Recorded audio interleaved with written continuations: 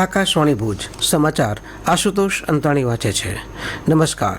ભારત અને ભૂટાન કુલ 4033 કરોડ રૂપિયાના ખર્ચે સરહદ પાર 2 રેલવે સંપર્ક પરિયોજના સ્થાપિત કરવા સંમત થયા છે, જેમાં કોકરાઝાર ગેલેકુ અને બનારહાટ સમસ્યાનો સમાવેશ થાય છે.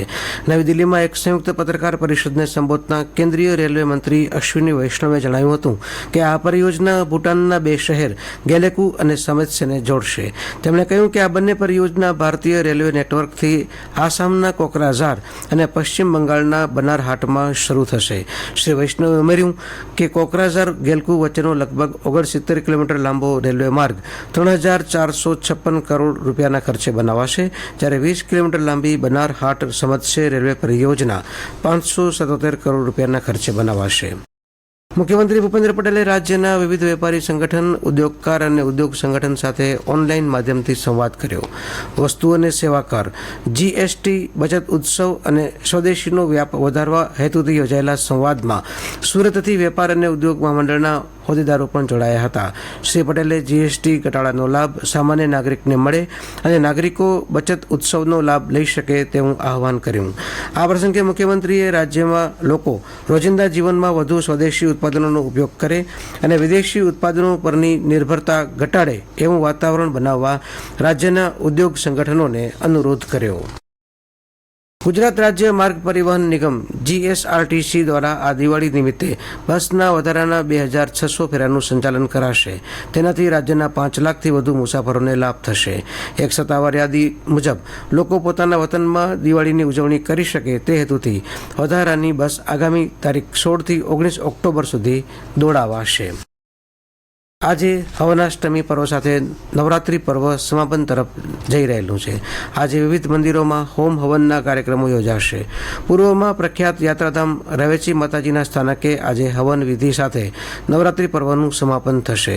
દરમિયાન પશ્ચિમમાં આશાપુરા માતાજીના સ્થાનક માતાના મઢ ખાતે ગઈ મોડી રાત્રે હવન વિધિ સંપન્ન થઈ હતી. જાગીર અધ્યક્ષ રાજાબાવા યોગેન્દ્રસિંહજીના હસ્તે હવનમાં બીડું હોમવામાં આવ્યું હતું. હજારો ભાવિકોએ માતાજીના જયઘોષથી વાતાવરણ ગજવી મૂક્યું હતું. ભુજના આશાપુરા મંદિરમાં પણ હવન યોજાયો હતો.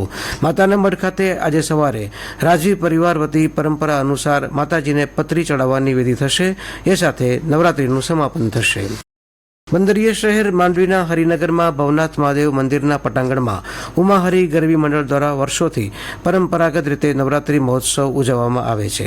આ પર્વ દરમિયાન મહિલાઓએ જાણીતા ભજનીક કીર્તિદાન ગઢવીના કંઠે ગવાયેલા ઓપરેશન સિંદૂરના ગરબા પર રાસની રમઝટ બોલાવી ભક્તિ અને શક્તિની એકતાના દર્શન કરાવ્યા હતા.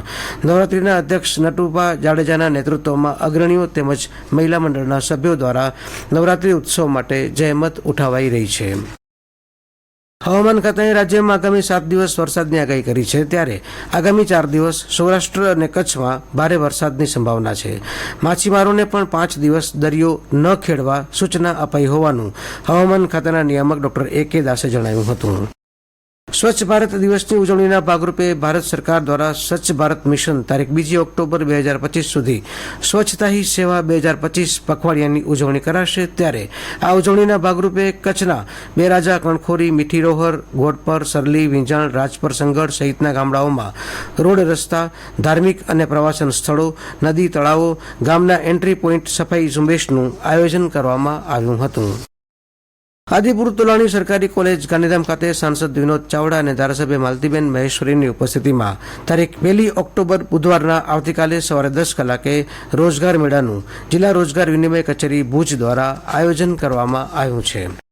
કચ્છ જિલ્લા પંચાયત ઉપપ્રમુખ મનીષાબેન વેલાણી તેમજ કારોબારી સમિતિના અધ્યક્ષ તેમજ અન્ય અગ્રણીઓની ઉપસ્થિતિમાં જિલ્લા મથક ભુજ ખાતે કુલ 9 આરોગ્ય એમ્બ્યુલન્સને લીલી ઝંડી આપી નાગરિકોની સેવામાં અર્પણ કરવામાં આવી હતી. આ સાથે પ્રાદેશિક સમાચાર બુલેટિન પૂરું થયું. નમસ્કાર.